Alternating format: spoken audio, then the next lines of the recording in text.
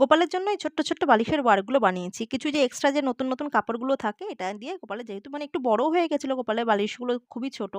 তো যাই হোক আজ তো বুদ্ধ পূর্ণিমা ঠাকুরের জন্য একটু খুব সামান্য ভোগের জোগাড় করেছি। বহুদিন পর ঠাকুরকে একটু অন্নভোগ দিচ্ছি। একটু ৫ রকমের ভাজা, ওখান তো গোবিন্দভোগ চালের অন্ন করেছি। করেছি শুক্তোর ডাল, আলু ফুলকপি দিয়ে একটু পনির দিয়ে তরকারি আর হলো চাটনি। এই হলো ঠাকুরের জন্য খুব সামান্য করে একটু জোগাড় করেছি।